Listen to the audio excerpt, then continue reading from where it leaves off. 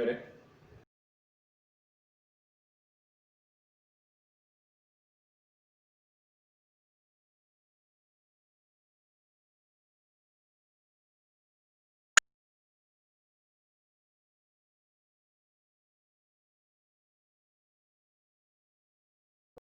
De las ejecuciones que puede hacer la inspectoría y cuáles son más o menos sus funciones relativas.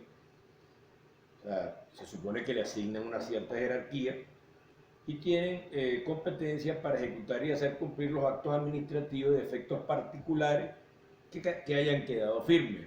Póngase usted, por ejemplo, un reenganche que un trabajador solicitó o un problema sindical,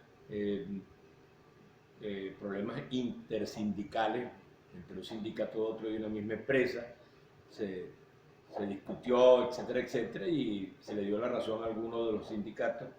Se supone que el inspector decide y esa decisión en principio queda firme administrativamente.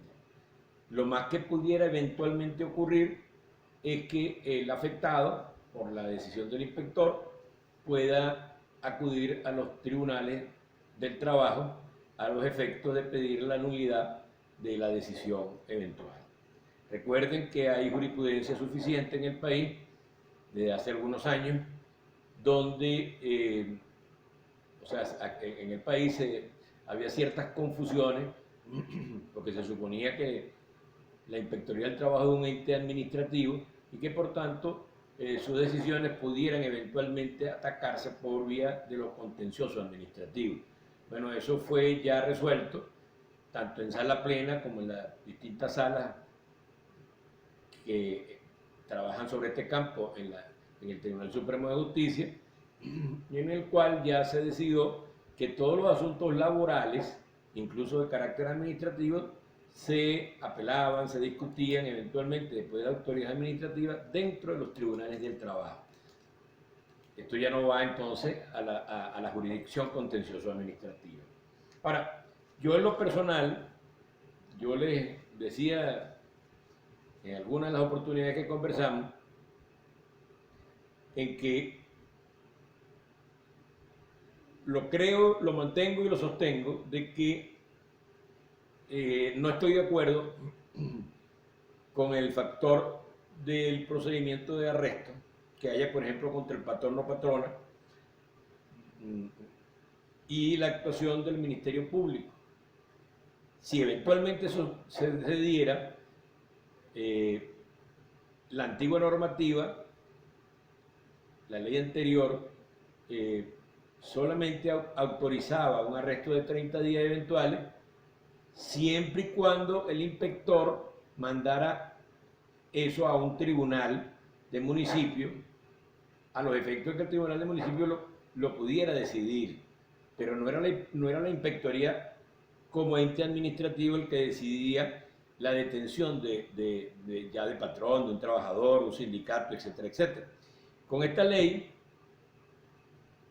como les estoy diciendo, se establece esa cuestión del arresto. Y esto hay que tenerle cuidado, porque como les dije, en Venezuela, como está el país, si todos, o casi todos, en nuestros hogares, y todos los venezolanos tenemos problemas de toda índole, ahora ustedes se imaginan que haya un arresto político por parte del inspector. Y digo político porque la mayoría de las decisiones contra sindicatos son más políticas que jurídicas.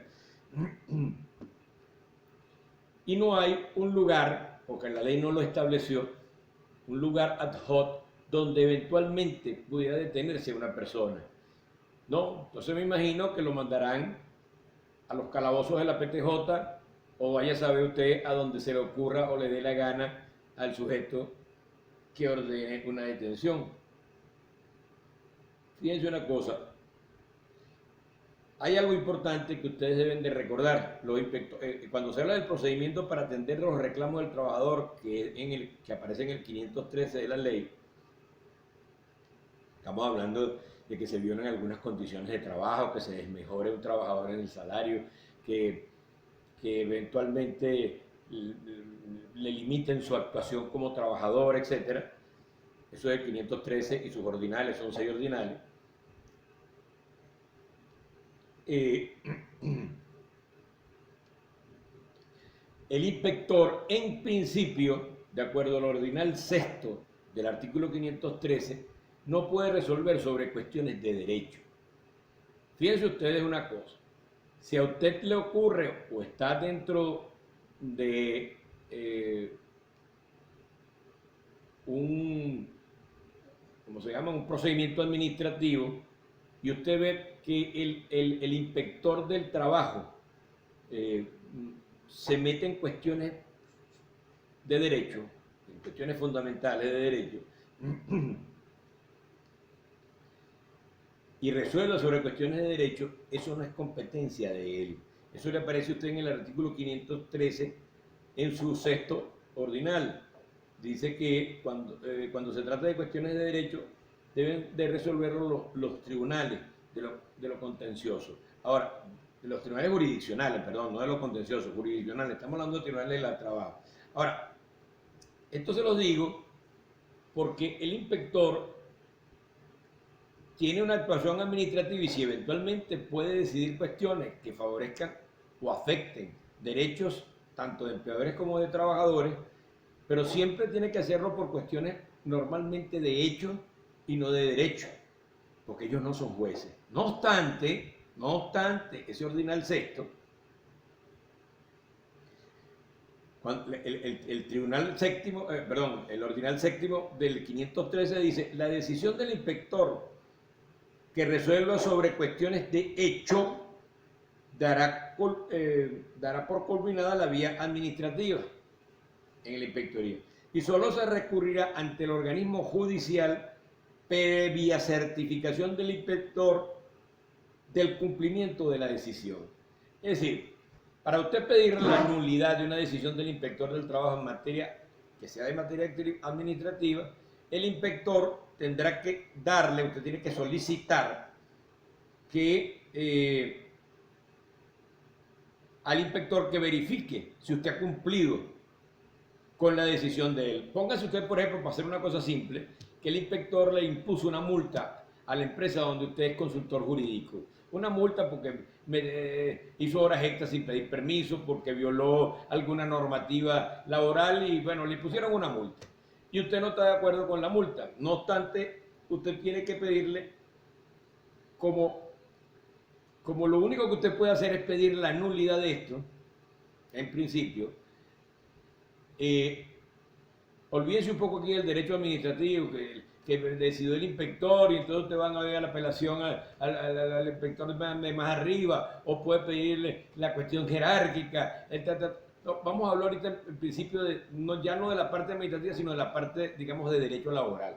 ¿Qué pasa aquí? Para usted acudir a un tribunal laboral por una decisión del inspector, usted tiene que pedir al inspector que le dé una constancia de que usted ha cumplido. En otras palabras, si a la empresa donde usted es asesor le impone una multa, no importa de qué sea, ni qué tamaño sea, ni qué monto sea, y usted no está de acuerdo con esa decisión, usted tiene que pagar la multa y pedirle al inspector que usted ya cumplió con la multa, pero que necesite una copia certificada de todo lo actuado para poder acudir a los tribunales laborales a fin de pedir la nulidad de su decisión. Es así como se hace el procedimiento. Ahora, yo quiero además de esto decirle, y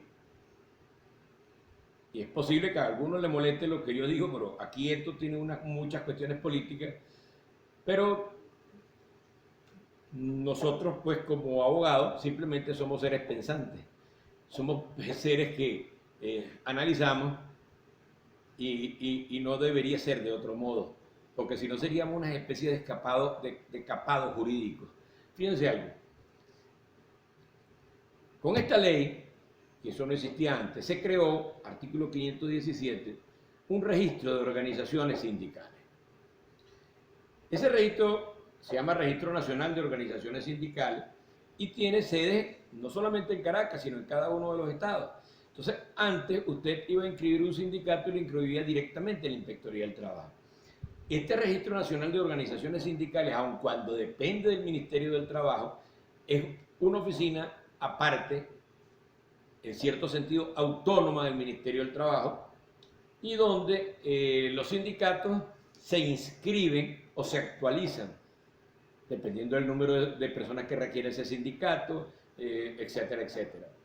Yo quiero decirles también que en estas organizaciones sindicales se inscriben también los colegios profesionales, aun cuando no sean sindicatos.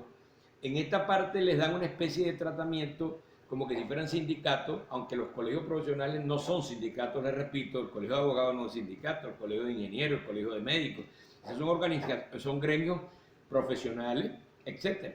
Pero no obstante, sí, y esto es nuevo, como les estoy diciendo, ahora, esto es un control político, o sea, les guste o no les guste, pero esto es un control político. ¿Por qué? Porque cuando un organismo, vamos a hablar de, el Colegio de Abogados de Caracas quiere discutir un contrato colectivo con el Ministerio de Justicia, pongamos ustedes por caso, o con el Ministerio de Salud, porque hay 20, 40, 60 abogados, por decir el caso. Para poder solamente optar a discutir ese contrato colectivo, el Colegio de Abogados de Caracas debe consignar las nóminas de todos los inscritos en el Colegio de Abogados por ante este registro nacional de organizaciones sindicales, en el caso de Caracas, en el caso de Caracas, si fuese en el Zulia, en el Zulia. Ahora, ¿qué es lo que sucede con este registro? Este registro tiene teléfonos, direcciones, etcétera, etcétera. ¿Y por qué yo digo un control político? Bueno, porque esta es una forma certera de tener el control, primero, de todos los agremiados, que no tendría por qué tenerlo el gobierno. Eso es un problema de cada uno de los gremios. Y así es normalmente en todos los países del mundo, por lo menos el mundo civilizado. Del mundo civilizado y el mundo normalmente en democracia.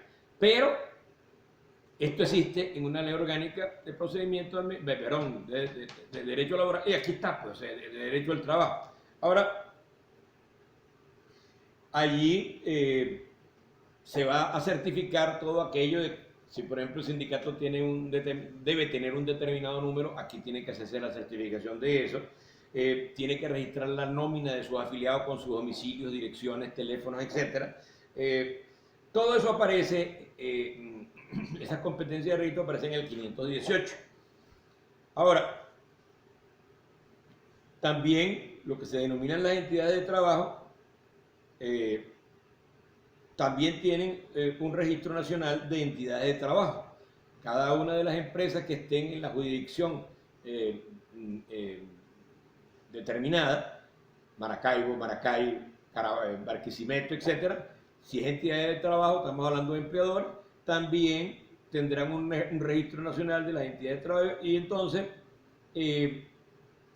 ese registro nacional de entidades de trabajo tendrán que llevar todo el control de la materia de trabajo y seguridad social de esa oficina llevará ese control de cada una de las empresas. Ahora, bueno, eso es lo que dice la ley. Ustedes criticarán, esto no es como se llamaba cuando uno estudiaba en bachillerato, y no sé si ahora lo estudian, que es historia documental y crítica. Esto es más o menos lo que yo estoy tratando de hacer con esta parte. Derecho laboral, documental y crítico. Ahora bien, hay un problema, y siempre les vuelvo sobre esto porque yo en lo personal creo que es un abuso de la ley, de los legisladores, más que de los legisladores. Recuerden que esto viene esto no fue discutido exactamente en la Asamblea, sino que esto fue una cuestión, digamos, directo de la Presidencia de la República, hicieron sumamente rápida, etc. Ahora, fíjense una cosa, el artículo 525 de la ley habla de la infracción de los límites de la jornada de trabajo. Ustedes recuerdan que en principio la jornada de trabajo es hasta 48 horas, etcétera, no se deben hacer más de 100 horas extras al año, etc. Y para hacer esas horas extras, cualquiera que sea su número dentro de las 100 horas, tienen que pedir permiso al inspector del trabajo y el inspector constatar que efectivamente se requieren esas horas. Ahora, póngase usted lo que dice el artículo 525. Si el patrono infringe las normas relativas a la duración máxima de la jornada de trabajo, normalmente estamos hablando de 8 horas de trabajo, ya sea diurno, mixto o nocturno, se le podrá imponer una multa no menor del equivalente de 30 unidades tributarias ni mayor de 60 unidades tributarias. Esto sería una forma administrativa de imponer sanciones. Y sobre esto yo en lo personal no tendría ninguna discusión, porque usted está haciendo una violación, etc. Pero no es que de repente el inspector le da la gana, te llama a un fiscal del Ministerio Público y el fiscal del Ministerio Público de repente, bueno, pone presa a la persona. Eso yo en lo personal pues estoy en desacuerdo con eso. De todas maneras, quiero decirle, para que no crean que yo estoy jugando, que el artículo 538 en conjunción con el 539 y eventualmente el 546, todos hablan del arresto que puede hacer la autoridad administrativa de la Inspectoría del Trabajo sobre cualquiera que eventualmente no acepte la orden del inspector del trabajo. Bueno, señores, hasta aquí llegamos.